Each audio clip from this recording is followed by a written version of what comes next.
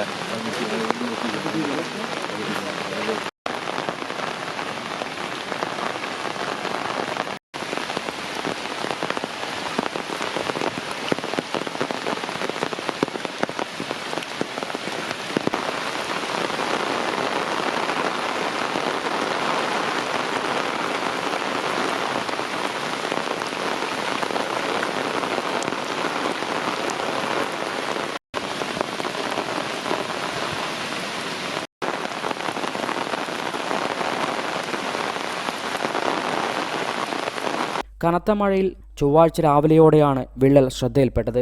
മണിക്കൂറുകൾക്കുള്ളിൽ തന്നെ വിള്ളൽ വലിയ രീതിയിലാകാൻ തുടങ്ങിയതോടെ താൽക്കാലികമായി ഈ റോഡിൽ ഗതാഗതം നിരോധിക്കുകയും ചെയ്തു. റോഡിലെ വിള്ളലിന് ഓരോ നിമിഷവും വ്യാപ്തി വർദ്ധിച്ചുകൊണ്ടിരിക്കുകയാണ്. ഇതോടെ ഇനിയൊരു അറിയിപ്പുണ്ടാകുന്നതുവരെ നെടുമ്പോയിൽ മാനന്തവാടി റോഡിൽ ഗതാഗതം നിരോധിച്ചു. വാഹനത്തിൻ്റെ യാത്രക്കാർ പറഞ്ഞുകൊണ്ട് വന്ന് നോക്കുമ്പോൾ റോഡ് ഇങ്ങനെ താഴ്ന്നിരിക്കുന്ന കാണുന്നു. റോഡിന് ചെറുതായിട്ട് വിള്ളൽ കണ്ടിട്ടുണ്ടായിരുന്നു.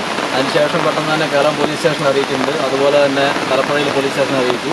ഈ നെടുമ്പോയിൽ ഉള്ള ആളുകളെ അറിയിച്ചു, മാധ്യമപ്രവർത്തകരെ അറിയിച്ചു. എന്തായാലും റോഡ് പെട്ടെന്ന് ബ്ലോക്ക് ചെയ്യുകയാണ് ചെയ്ത് ഉൾപ്പെടെയുള്ള ആളുകൾ വന്നിട്ടുണ്ടായിരുന്നു.